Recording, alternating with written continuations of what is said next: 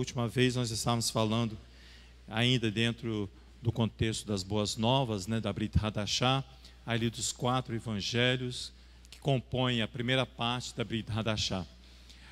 Nós adentramos no assunto de Mateus capítulo 16, onde Yeshua se declara filho do homem e pergunta: e vós, quem dizeis que eu sou? E Pedro responde: o Mashiach, Ben Elohim, Messias, filho de Elohim.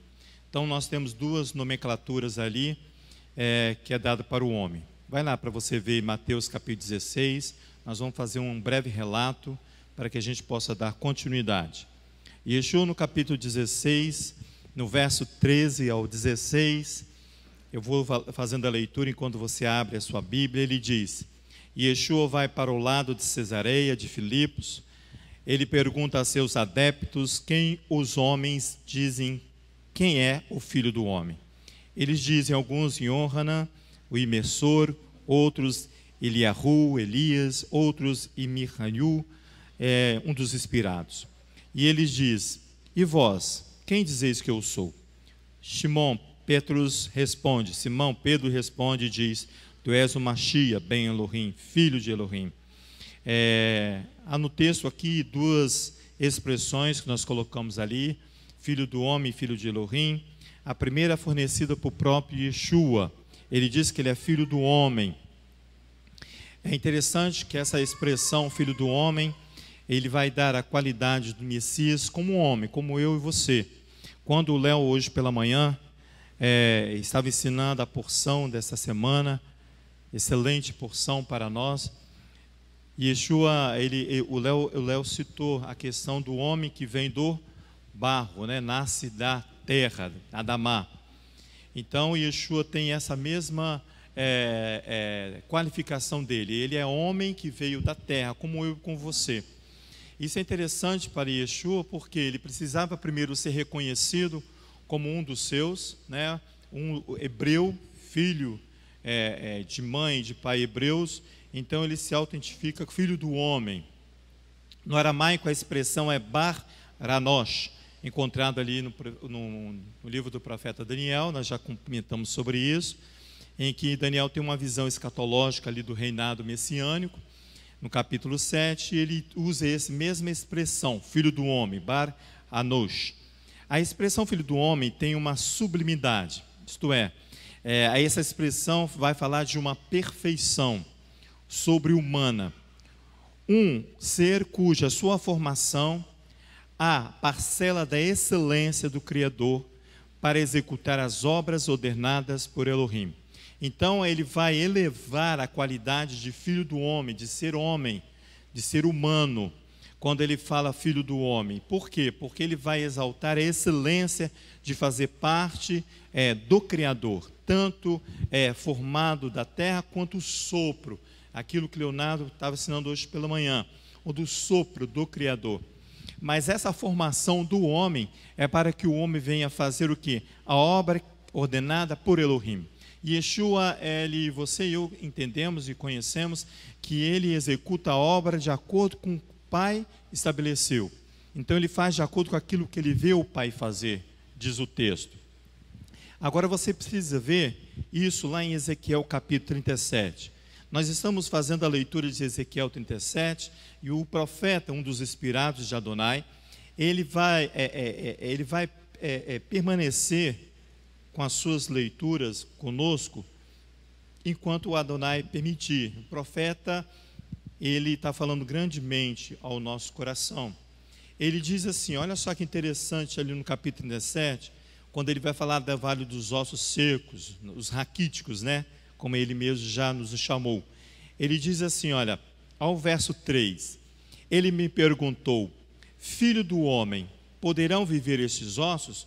Adonai chama o profeta também de filho do homem, a mesma nomenclatura que Yeshua fala assim, eu sou filho do homem. O filho do homem vai exaltar a excelência do Criador e as ordens estabelecidas por ele. Olha que ele fala assim no verso 4. Então ele me disse, profetiza sobre esses ossos. Ele diz, ossos secos, ouvi a palavra do Eterno. Está vendo a ordem de Adonai para o profeta Ezequiel? Por quê? Porque ele é filho do homem. E Yeshua diz assim, que se nós permanecemos, nós poderíamos fazer uma obra maior do que a que ele fez. Aí você fala bem assim, mas como eu vou fazer? Ele é o Messias, né? Não, ele fala assim, olha, eu sou filho do homem. O Levi vai passando aí que eu não consigo me prender a isso aí não, lá, Levi. Eu acabo esquecendo. Então, quando ele se intitula filho do homem, é para fazer a função ao qual Adonai criou a mim e a você. Então, a exigência para nós, o Léo falou isso, a pastora Sandra já falou isso, o Ulisses já ensinou isso, é obedecer aquilo que provém de Adonai. Por isso que é o Shema Israel, ouve Israel. Tenta a ouvir para que você possa executar exatamente o que Adonai fala. Olha, aqui ele manda profetizar. Depois, lá na frente, ele fala novamente, olha, verso 11. Então ele me disse, filho do homem, estes ossos são toda a casa de Israel. Eu não vou ensinar o capítulo, eu só quero mostrar para você que a expressão filho do homem é essa expressão que Yeshua trata ele mesmo, para que você venha reconhecer que ele é filho da terra, ele sai da terra e recebe o sopro de Hashem. A expressão coloca ele como homem limitado em sua condição humana, sujeito a todas as provocações do mundo. Esse é o Adon Yeshua HaMashiach. Por que nós estamos voltando a isso, Léo? Porque nós vamos ver que nós vamos entrar num assunto que é muito delicado para nós, que é quando nós falamos assim que Yeshua não é Deus. Então vai lá para você comigo lá em Hebreus capítulo 4, por favor. Levi, você pode ficar aí nessa mesma tela, aos poucos a gente vai passando, tá bom? Hebreus capítulo 4, verso 15 de Hebreus 4. Ele diz assim, olha, porque, posso ler? Porque não temos sumo sacerdote que não possa compadecer-se das nossas fraquezas. Antes, foi ele tentado em todas as coisas, à nossa semelhança como homem, está vendo? Mas isento de pecado. O que vai diferenciar você e eu de Yeshua é esse termo aqui, olha, mas isento de pecado. Quanto a isso, todas essas semelhanças provêm dele. A ausência de pecado estabelece aqui a confiabilidade do Filho do homem. Por isso que Adonai precisa confiar em nós, mas nós precisamos ser isentos de pecado. É isso que Paulo ensina ali em Hebreus. Estabelece aqui a confiabilidade do Filho do homem para com os seus, para que as suas palavras sejam aceitas e ele possa se declarar como filho de Elohim. Então, depois que você entender quem é Yeshua e a função ao qual ele exerce como homem, você está apto a falar, bom, agora eu entendi que ele é filho de Elohim. Por isso que Pedro, quando fala, ele fala assim, Pedro, não foi você que diz, mas foi o Espírito de Hashem, o sopro, que te inspirou a você falar isso. Porque a proposta aqui de Yeshua é se ele é aceito na sua comunidade, na sua identidade como hebreu, todos terão a mesma filiação de Yeshua, que é resgatar o direito de ser filho do mesmo Pai. Então, Yeshua tem essa preocupação de ser aceito, não que você vai aceitar ele ou não, não é essa a preocupação, mas que ele seja entendido como a expressão filho do homem, para que você também venha reconhecer ele como Ben Adam, e filho de Elohim, que Adonai vai revelar ali na sua imersão. Mas vamos dar continuidade ao estudo. Semana passada, acho que 2 Shabat atrás, nós começamos a falar, segue aí, olha lá, Yeshua, filho de Elohim, Hashem torna-se público, continua. Esse nós já falamos semana passada, nós íamos adentrar aqui. E é aqui que nós vamos focar para a gente terminar essa parte dos evangelhos, né, dos 4 evangelhos. Yeshua não é Deus. Êxodo capítulo 22, nós vamos lá daqui a pouco. Por quê?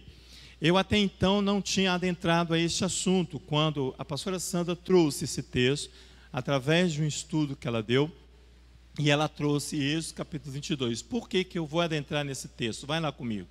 Porque quando você fala que Yeshua não é Deus, você tem que ter muito cuidado para falar isso. Certa vez, um vizinho das proximidades teve uma festa aqui, e uma pessoa que não tinha, não era preparado para conversar com ele, e a primeira coisa que a pessoa chegou, começou a fazer perguntas, né? Igual a gente para perguntar um ao outro ali, ele chega e perguntou para essa pessoa assim, e a primeira coisa que a pessoa falou, João falou assim, olha, a primeira coisa que eu tenho que falar é que Jesus não é Deus. A pessoa levou um susto tão grande que ele levantou e foi embora, né? Porque não é assim porque você precisa ter cuidado, você precisa ser sensível. Por quê? Por que eu preciso ter cuidado? Porque primeiro que você não pode maldizer a Torá. A Torá vem falando do Messias. E você não pode difamar Yeshua, o rabino dessa casa. Você não pode. Então, quando você fala assim, Yeshua não é Deus, você cuidado com as suas palavras, mas você precisa falar e ensinar, e não simplesmente soltar uma bomba para a pessoa. Vai lá em Êxodo 22, para você ver o que me chamou a atenção. Eu não ia a este texto. Por quê? Mas a pastora leu esse texto e eu falei, opa, aqui está o que eu estava meditando, e eu não sabia onde encontrar. Olha só que interessante ali, o capítulo de Êxodo, capítulo 22, e nós temos conversado sobre isso durante esse período. Êxodo, capítulo 22, vamos lá no verso 27. Ele diz assim,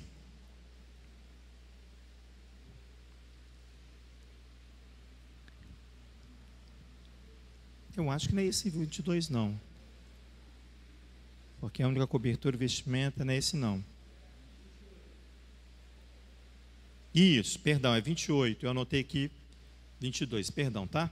28, não é 22, 27 não, 22, 28, amém, obrigado. Ele diz assim, ó, na nossa versão comum, contra Elohim não blasfemarás, nem amaldiçoarás o príncipe do teu povo. Quando a pastora leu isso, acendeu uma luz na minha mente, e eu fui olhar e entender isso aqui. Na versão Rumash, diz assim, ó, aos juízes não amaldiçoarás, e ao líder do chefe do seu povo não maldigas. A sensibilidade do tema aqui está em ter cuidado em não maldizer a Torá e também nem difamar Yeshua, porque ele fala assim, ó, não amaldiçoarás, é maldizer os juízes, e nem ao líder do chefe você vai difamar. Amaldiçoar é você maldizer mesmo, falar mal, tornar aquilo desacreditado. Então, cuidado quando você fala que Yeshua não é Deus, que você pode estar desacreditando a própria Torá e não difamar Yeshua. A difamação aqui reflete a atentar contra a honra de alguém. Por isso que eu falo, muito cuidado, que ele é o nosso Adão, ele é o rabino da casa. Então, quando eu vou difamar Yeshua, eu estou atentando contra a sua própria honra.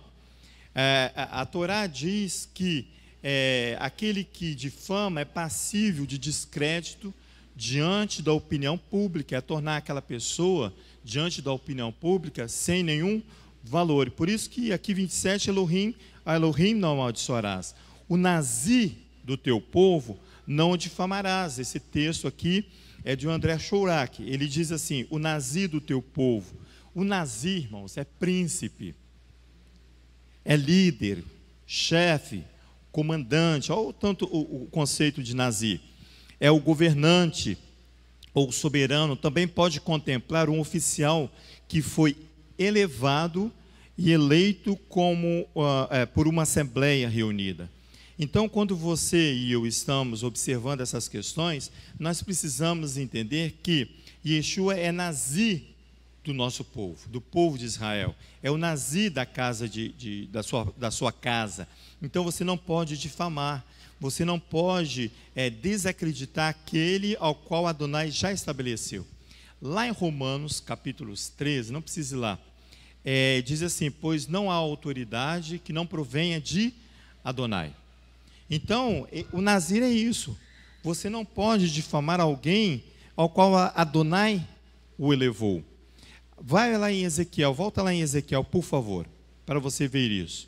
Porque o termo Nazir, ele tem uma raiz Anda para frente aí, Levi, deixa eu ver se está aí.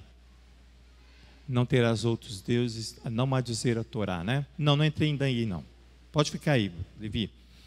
O nazir, o termo a raiz é nasal, significa erguer e levantar. Lembra o movimento de levantar a mão. É um gesto simbólico de juramento. Então, quando Adonai e os profetas, os inspirados de Adonai, eles vão fazer isso, Adonai ergue a mão, porque é um juramento que virá para nós um profeta, um nazir, o príncipe de Israel, é uma promessa para nós. Ezequiel, lá no capítulo 20, vai lá comigo, por favor. Eu estou entrando devagar para você entender, e eu também, que muito cuidado quando a Yeshua pergunta assim: e você, quem diz que eu sou?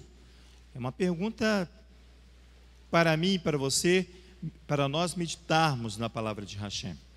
Isaías, Jeremias, Ezequiel capítulo 20. Olha só, os 5 e 6 diz assim, olha.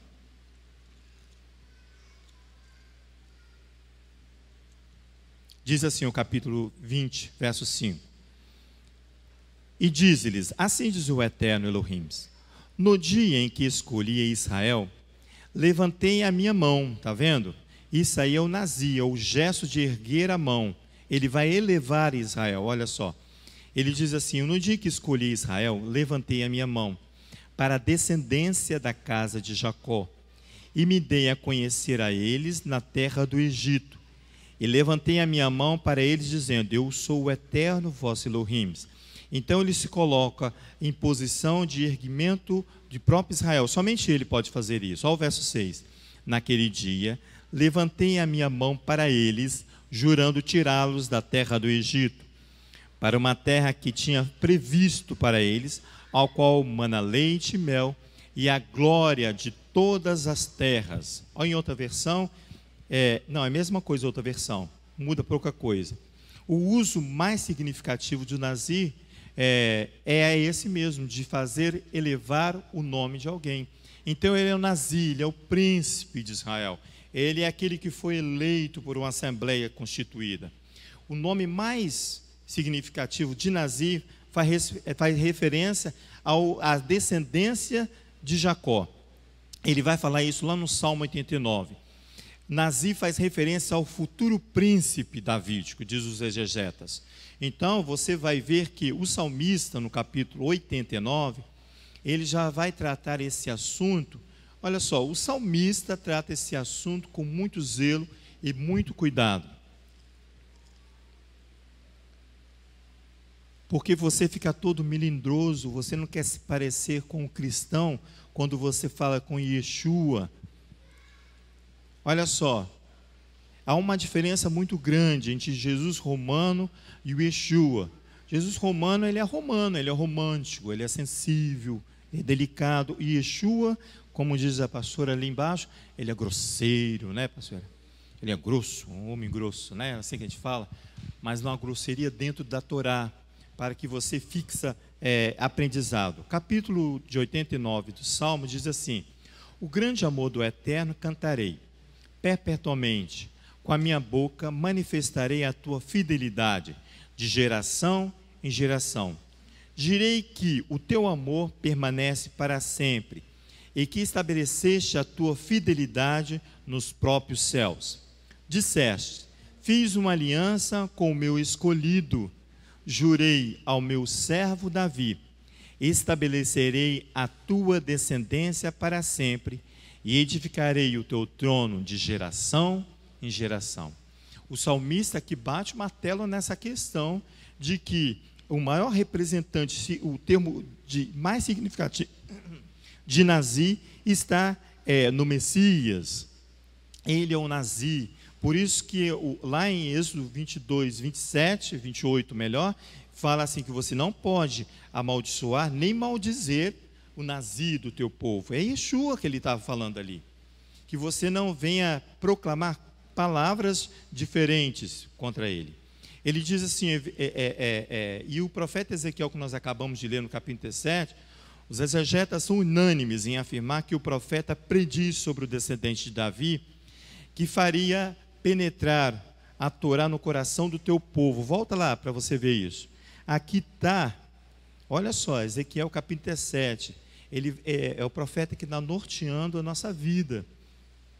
Esse inspirado de Adonai, com as suas palavras prescritas aqui para nós, ele vai dizer ali, ó, verso 22 do capítulo 37. A gente pode começar até antes, né? A partir do 22, 22 mesmo. Ele diz assim, olha: deles farei uma nação na terra, nos montes de Israel. Um só rei será rei de todos eles. Olha o Nazi que ele vai falando. E nunca mais serão duas nações. Nunca mais, para o futuro, se dividirão em dois reinos. Nunca mais se contaminarão com seus ídolos, nem com as suas abominações, nem com as suas transgressões, pois deles para sempre. O meu tabernáculo estará com eles, e eu serei o seu Elohim, e eles serão o meu povo. Então as nações saberão que eu sou o Eterno, que santifico a Israel, quando estiver o meu santuário no meio deles para sempre. Você vai ver daqui a pouco que, para ser um Nazi na estatura de Yeshua, que se qualifica como filho do homem, você vai ter que ser um herói, porque você vai começar a enfrentar, primeiro a você, Leonardo hoje de manhã foi enfático em dizer, primeiro você vai combater com você mesmo. Se você conseguir vencer você mesmo, você já está meio caminho andado. Então você vai ver daqui a pouco que o profeta Isaías, um inspirado de Adonai, ele vai falar sobre isso. Depois nós vamos lá. Na afirmativa, irmãos, que Yeshua não é Deus, eu e você devemos priorizar o cuidado de não maldizer a Torá, porque a Torá diz que virá o Messias. Então, se eu disser que Yeshua não é Deus, cuidado para você dizer essas palavras. E qual é a intenção dessas palavras? Porque você pode ferir, você pode dar descrédito à Torá. Ferir a Torá é o segundo mandamento, vai lá, das 10 palavras. Ele diz assim: não terás outros deuses diante de mim. Quando você essa pergunta que as pessoas chegam para nós perguntando, e Yeshua é Deus? Né? Cuidado, porque você tem que preservar a Torá e você tem que preservar o rabi dessa casa, Yeshua. Segundo mandamento diz: não terá outros deuses diante de mim. A Torá, ela é clara que Adonai proíbe essa concorrência entre o altar de Adonai e o altar dos ídolos. Por isso que você e eu aprendemos que tanto de manhã, à tarde, no final do dia, nós vamos proclamar o Shema Israel. O Shema Israel diz assim: Shema Israel, Adonai Eloheinu, Adonai Echad. Deuteronômio capítulo 6. Aqui está exatamente o item que você usa para falar que Yeshua não é Deus. Tá? Eu e você fazemos isso. Mas cuidado para não maldizer a Torá nem Yeshua. Olha só, o Shema Israel, quando ele termina a frase Echad, vê aí, Levi, olha lá, Adonai Echad, tá vendo? Significa que ele é um. Esse termo aí, ele vai da raiz Ahad, tá vendo ali? Logo abaixo, é a raiz do termo Ehad, é Ahad, que significa único. Essa raiz aí, ela vai também dar flexibilidade e vai gerar outros termos. Um deles é Yahad, ser unido. E também Rosh, primeiro, cabeça, Nazi. Você está vendo aí que o Ehad e o um é uma prerrogativa de Adonai. Bom, Adonai pega um homem e sopra na narina dele o sopro de vida. Nós estamos sempre voltando nisso, né? Lá no princípio de todas as coisas. Leonardo citou isso, nós vamos citar de novo. Ele, o errado, o único, ele sopra uma porção do seu ser sobre o homem. O homem se torna semelhante a Adonai. Único, um ser unido a Adonai. você vai ver que a prerrogativa dele é esse. O termo traz uma expressão de singularidade. O que é isso? É único, é distinto, não há outro. Quando fala que não é outro, é porque não vulgariza a presença de Adonai, porque ele é um, é o Errad. Esses termos e essas expressões aí, eles vão dar suas variações na nossa língua como um só homem. Ali está, como um só homem, Errad, Ahad, único. Quando você lê na sua Bíblia ali, uma só carne, um só povo, uma só nação. Isso provém de Adonai, é um só Adon. É prerrogativa de Adonai ser um. Então, cuidado, porque quando você tenta fazer divisão entre a Torá e Yeshua, você está indo contra o princípio de Adonai, de ser um. O tempo todo a Torá vai promover a unidade. O tempo todo a Torá vai ensinar para mim e você que eu preciso ser único e preciso ser unido com Adonai. Por isso que nós precisamos ter as palavras corretas em nossa boca. Porque quando você não promove a unidade, quando você faz alguma coisa para dividir, para confundir ou para separar, você não é com Adonai. Cuidado com o que você vai falar.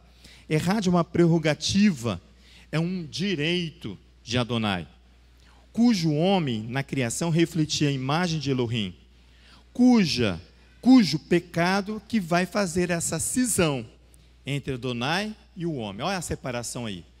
Quem faz separação entre eu e o Eterno? O pecado. A Torá ensina isso.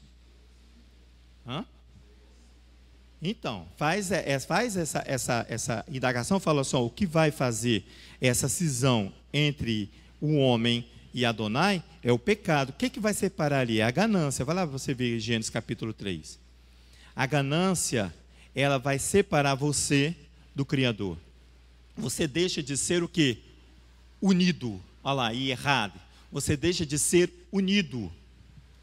No Gênesis capítulo 3, ele faz assim no verso 5, porque Elohim sabe que no dia em que comerdes desse fruto, isso é a serpente com a sua própria interpretação, os vossos olhos se abrirão e sereis como Elohim, conhecendo o bem e o mal.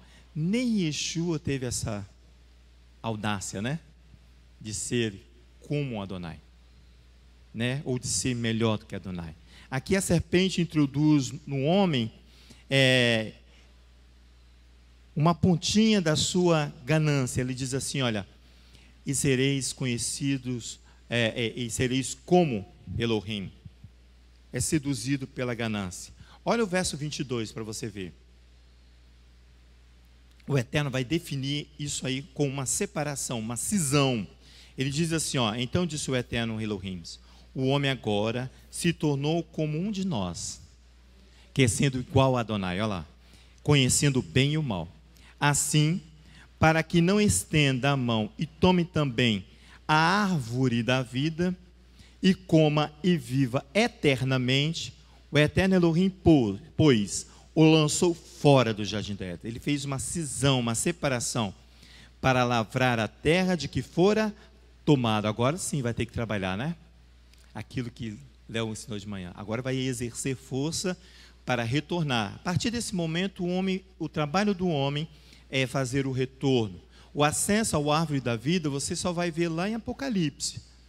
Lá no final, você vai ver que para você ter acesso à árvore da vida.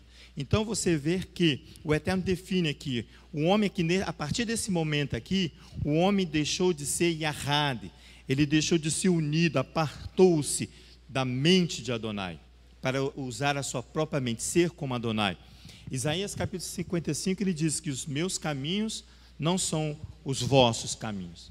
Isto é, o que Adonai pensa e age não é o que eu faço e você também faz. Olha lá Isaías capítulo 59. E isso é no capítulo 55, mas vá lá no Isaías 59 para você ver isso. Porque você precisa ter cuidado e preservar a Torá, onde Adonai diz, olha, eu sou um. Isaías capítulo 59, verso 2. Que você fala que Yeshua é Deus, você fere a Torá, mas se você fala que ele não é Deus, você descredencia Adonai e Yeshua. Mas cuidado, porque aí há uma diferença que nós vamos ver daqui a pouco, El Gibor, dado pelo profeta Jeremias. Muito bonito ali a declaração do profeta Isaías. Eu já passei, peraí. 59, né? Olha o verso 2 aí do capítulo 59. Ele diz assim, olha, verso 1. Certamente a mão do Eterno não está escolhida, para que não possa salvar, nem surdo o seu ouvido, para que não possa ouvir. Mas as vossas iniquidades fazem divisão entre vós e o vosso Elohim, e os vossos pecados encobrem o seu rosto de vós, para que não vos ouça. É a cisão promovida lá em Gênesis capítulo 3, que nós acabamos de ver. As minhas e as suas iniquidades faz e mantém essa separação. Marcos, lá no capítulo 3, 25, não precisa ir lá, diz assim: se uma casa se dividir contra si mesma, tal casa não pode subsistir, não pode permanecer em pé por causa da divisão. A proposta de Adonai para Yeshua, ela ficou bem clara lá em Ezequiel capítulo 17, quando nós olhamos lá que ele vem dizendo que ali haverá só um povo, só um rei, só uma nação, só um príncipe, né? É a proposta ali de Adonai, que é um, que é o Errad, que é o único, que é o ser que promove a unidade.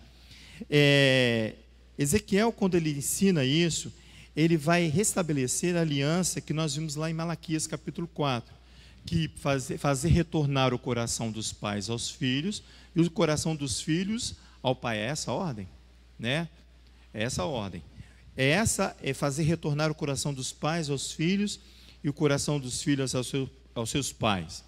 Quando o profeta diz isso ali em Malaquias capítulo 4, verso 6, ele promove ali essa unidade ao qual Ezequiel proclama e qual você e eu sabemos muito bem. Yeshua, ele vai proclamar em um tratado de unidade maravilhoso ali no capítulo 17 de João. Vai lá para você ver. Aqui tem um tratado de unidade do Messias. João, capítulo 17. Você está vendo que ele vai fazer exatamente o que o Pai faz? Por quê? Porque ele é filho do homem e filho de Elohim. Ele diz ali, olha, poderia ler todo, né? Mas é muito. Espera aí, deixa eu...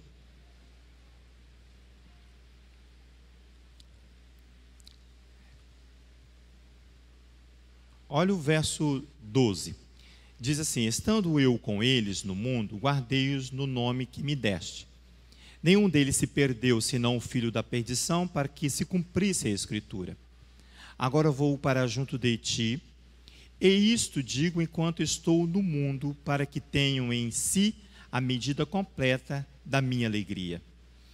Dê-lhes a tua palavra, e o mundo os odiou, pois não são do mundo, assim como eu não sou do mundo. Não peço que os tire do mundo, mas que os guarde do mal. Eles não são do mundo, como eu do mundo não sou. Santifica-os na verdade. A tua palavra é a verdade. Ele está falando da Torá, irmãos. Assim como tu me enviastes ao mundo, também eu os enviei ao mundo. Por eles me santifico a mim mesmo, para que eles também sejam santificados na verdade. Eu não rogo somente por estes, mas também por aqueles que pela tua palavra hão de crer em mim, para que todos sejam como um. Olha só a proclamação. Como tu, ó Pai, o és em mim, e eu em ti. Ele está falando da unidade de filho com pai. Aí você vê, olha, o cuidado que você precisa falar. Olha, ele não é Elohim, ele não é Elohim, o pai, não é. Mas cuidado, olha, ele diz assim, olha, que eles também sejam um em nós, para que o mundo creia que tu me enviaste. Então, o mundo precisa crer que ele é aquele ao qual Malaquias, capítulo 4, verso 6, diz que viria. Aquele que vai fazer unir o coração dos pais aos filhos. E esse tratado de unidade aqui com os seus, ele fala isso bem claro para mim e para você. Para que o mundo creia que tu me enviaste. O mundo precisa crer que o Filho do Homem é filho de Elohim. Essa é a intenção e a vocação do Messias, fazer retornar o coração dos pais aos filhos. Se você for lá em Zacarias capítulo 14, há uma lei universal ali que diz assim, que naquele dia será o eterno e um será o seu nome. O errado, o único de Israel. É ele o único. Vai lá comigo lá em Efésios, para a gente concluir essa primeira parte. Efésios capítulo 2, todo mundo conhece, né? Quando a gente está retornando, a gente olha muito Efésios, esse capítulo 2 de Efésios. Até o verso, olha o verso 11 ao verso 16 só. Ele faz aqui uma aliança, um pacto, olha. Portanto, verso 11, lembrai-vos de que vós, outrora, eres gentios na carne. Ele está falando dos desejos carnais igualzinho aos gentios. E chamado incircuncisão, que na carne se chamam circuncisão, feita pela mão dos homens. Você vai ver que ele vai buscar isso aí para lembrar que a circuncisão do coração. Olha o verso 12. Que naquele tempo estáveis sem uma Machia, separados da comunidade de Israel. A promoção de Yeshua é ser como pai, estabelecer e ser unido. Olha só, ele fala assim, ó, naquele tempo estava separado da comunidade de Israel, estranhos às alianças, às promessas, não tendo esperança e sem Elohim no mundo.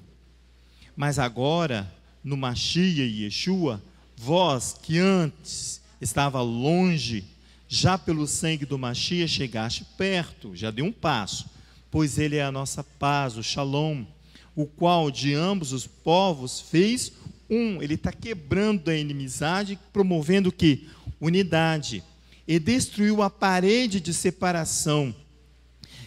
Yeshua derruba a parede de separação, o cristão vai lá e monta uma parede. Yeshua derruba, é o tempo todo assim? Será o tempo todo assim? Ele fala assim, ao qual ambos fez um, e destruiu a parede de separação, a barreira de inimizade que estava no meio, desfazendo na sua carne. É o mesmo item lá que faz separação entre eu e Adonai, a iniquidade que é em mim. Olha só, ele fala assim, olha, a Torá dos mandamentos que consistiam em ordenanças para criar em si mesmo dos dois um novo homem, fazendo a paz.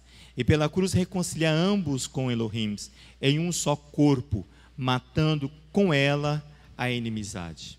Você vê que ele vai promovendo isso que Malaquias capítulo 4, porque ele fala assim, porque o mundo precisa crer que eu sou o Messias. O mundo precisa crer que eu sou filho do homem e filho de Elohim. Porque ele disse, vocês farão muito mais coisas.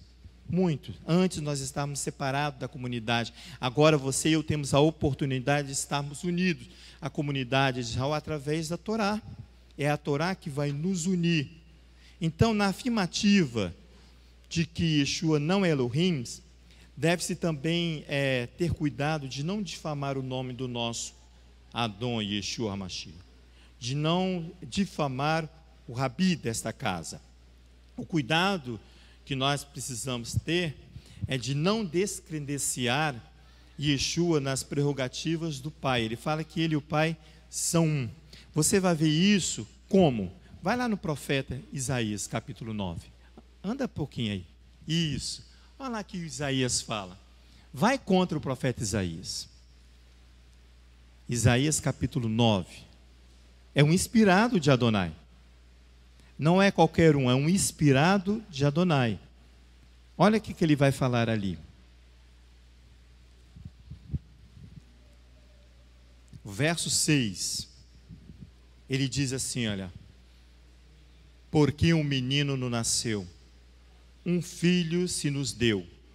O principado está sobre os seus ombros, e o seu nome será Maravilhoso, Conselheiro, Deus Forte, Pai da Eternidade, Príncipe da Paz. Foi quem que falou isso? É o profeta Isaías, inspirado por Adonai. Ser Elohim forte. Aqui eu coloquei Deus forte para chamar a atenção, mas o tema aqui é Elohim mesmo. Elohim forte, porque ele é juiz, ele não é um chefe, ele é um juiz. Por isso que você precisa ter cuidado. Yeshua não é Elohim, não é Deus? Não, mas ele é um juiz. E um juiz bravo. Não, é grosso, né? É, descendente de Davi. Ele refere-se a um descendente de Davi, o Melech HaMashiach. O Elohim forte, no hebraico, o termo é aquilo ali, ó, El Gibor. El Gibor significa, segundo os exegetas, os pesquisadores da Torá e da palavra escrita, eles falam que Gibor refere-se àquele que é poderoso e valente. Por isso que eu falei, para aquele que quer unir a Adonai, entender que Yeshua, para fazer retornar o coração dos pais do filho, ele precisa ser poderoso e valente e ter sobre ele a prerrogativa do pai. Gibor é um adjetivo que identifica aquele que age de forma heróica. É por isso que Israel, na época de Yeshua, esperava um rei todo-poderoso para combater Roma. E ele vem com toda a sua humildade, mas Elohim forte. Ele veio. Para o Messias, a expressão diz-se daquele que age com poder e valentia. Por que ele precisa ser valente? Por causa do retorno. Se você retornar, você está nadando a favor da corrente. Quando você retorna e vai fazer nadar contra a corrente, você precisa ser valente, você precisa ser forte, você precisa ser um herói. Porque Yeshua, no retorno, ele fazer retornar o coração dos pais ao filho, vai exercer uma grande força. Por isso que Yeshua vai ser exaltado, vai ser engrandecido. Lembra que eu falei que Nazi significa elevar-se? Aquele que é elevado por um povo, eleito por um povo, é exatamente isso aqui que Isaías está falando. Ele é um El Gibor, um Elohim forte, um Elohim valente. Esse é Yeshua, não o Cristo de olhos azuis e cabelo loiro, que fala manso e aceita todos os nossos erros e os nossos desejos, porque ele já veio uma vez e tudo foi resolvido. Não. Esse Yeshua, o qual é proclamado por Isaías, capítulo 9, verso 6, o Elohim forte, ele é um vitorioso, ele é forte mesmo. Vai lá no verso 10, no capítulo 10, verso 21, para você ver isso. Para você ver o exercício de fazer retornar. Olha aqui, olha. Eu estou olhando o horário ali. Eu acho que está errado aquilo ali, gente. Ele diz assim, olha. Olha o... 4:25? Não. Vamos lá. Ele diz assim no verso 21. Olha só que maravilha isso aqui, gente. Olha.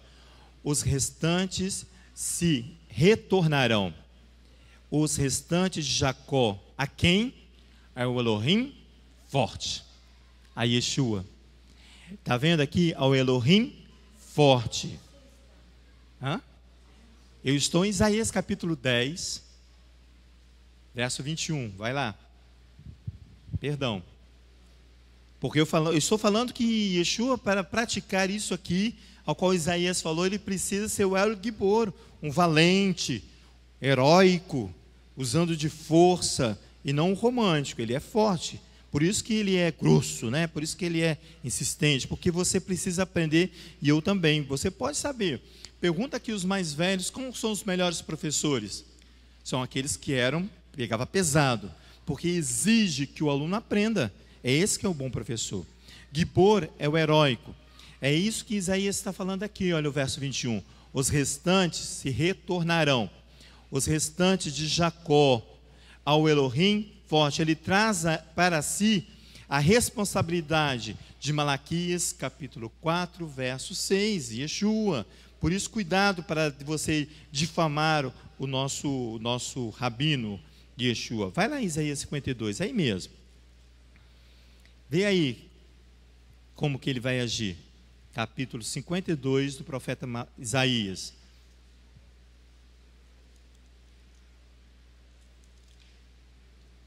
Não é possível que é 4:25.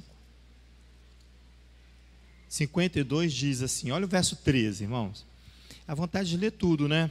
Mas olha só. Vede o meu servo, procederá com prudência, e será engrandecido, ele vai ser elevado, Nazir, aquele que se eleva, aquele que uma assembleia elege, e é elevado, e muito sublime, exatamente como muitos pasmaram à vista dele. O seu parecer estava tão desfigurado mais do que o outro qualquer, e a sua aparência mais do que dos outros filhos dos homens. Está vendo? Assim borrifará as nações, e os reis fecharão as suas bocas por causa dele, por esse herói, esse valente, pois aquilo que não lhes foi anunciado verão, e aquilo que não ouviram entenderão. Esse é o El Gibor, ao qual o profeta Isaías fala. A expressão ali, El, está vendo? El Gibor. Gibor, você já viu que é ser valente. O El não é diferente. O El ali é o que identifica Elohim. É o termo semítico muito antigo, utilizado para referir-se a uma divindade. Porque os pesquisadores, irmãos, teoricamente, eles vão escrevendo, e dizem que o sentido original do termo El, ali, seria poder e temor. Os povos semíticos, ali, da região ali do oriental. Sendo também a palavra mais comum em suas formas cognatas, para designar uma divindade nos povos de língua semita, o El. Por exemplo, os babilônios, os fenícios e os próprios hebreus. Os antigos vão usar esse termo El para definir e designar uma divindade. Por isso que você vai ver aí com frequência na Bíblia alguns nomes ali como Rael Hagadol, o grande El.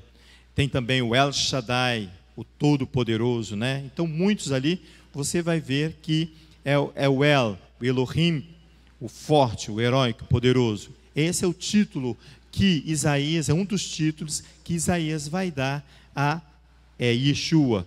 Então, em resumo, Isaías ali no capítulo 9, ele apenas vai expressar aqui e fazer uma reflexão através das suas revelações do nascimento daquele que vem com a mesma expressão do Pai. Yeshua é aquele que vem com a mesma expressão do Pai, é o Todo-Poderoso. Ele traz ali em João capítulo 14 as suas prerrogativas. Que horas tem, pastor? 4:30. As suas prerrogativas. Então vamos lá, vou acabar nesse slide aí, tá? Vai lá em João capítulo 14, por favor. Filipenses nós já fomos. João capítulo 14, do verso 8 ao verso 13.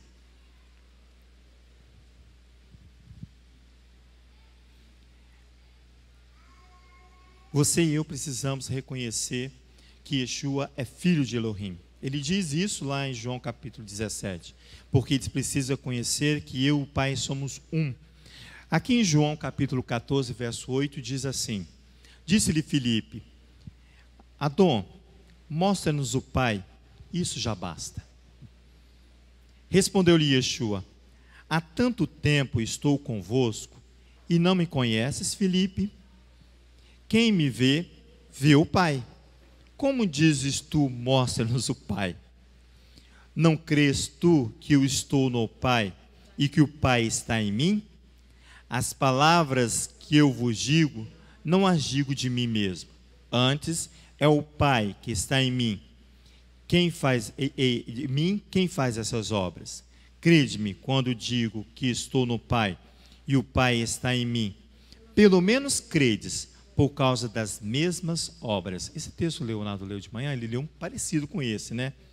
Em verdade vos digo que aquele que crê em mim, também fará as obras que eu faço. Opa, vamos meditar, se eu vou fazer as mesmas obras que Yeshua, e você vai conseguir ver o Pai em mim. Olha a promoção da unidade que Yeshua faz. Yeshua é maravilhoso, irmãos. Olha só. Ele é grosso, mas ele é maravilhoso. Olha só. E as farás maiores do que estas, porque eu vou para o Pai. E farei tudo o que me pedirdes em meu nome, para que o Pai seja glorificado no Filho. Se me pedires alguma coisa em meu nome, eu o farei. Por isso que eu falei, cuidado. Quando você falar assim, que Yeshua não é Deus, cuidado, porque ele diz assim, farei tudo o que pedis em meu nome, para que o Pai seja glorificado no Filho. Então dê honra ao Mashiach. Ele não é Adonai, mas ele é filho de Elohim, tem as suas prerrogativas. Ele e o Pai é um único, é unidade, o Errad, Ahad, ser único. Que nós possamos glorificar o nome de Hashem. Eterno, em nome de Yeshua, nós queremos te agradecer. Quando nós precisamos reconhecer e conhecer que o nosso Adon Yeshua, Pai, é o nosso Rabi, o mestre, o Nazir desta casa, aquele com o qual nós precisamos não difamar, mas proclamar o nome de Yeshua, porque ele disse assim, que o Pai seja glorificado nele, e que nós possamos assim, ó Pai, andar com interesse de coração, com verdade, com sinceridade, sabendo, ó Pai, que ele ocupa o lugar de Nazir nesta casa e no mundo, e o teu nome seja santificado, sim, Pai. É em nome dele, de Yeshua, que nós oramos. Colocamos as nossas vidas diante da tua presença nesta tarde. Nesse final de Shabbat, quando o sol se põe, ó Pai, nós queremos ainda continuar celebrando o teu nome, em nome de Yeshua, o Messias. Amém.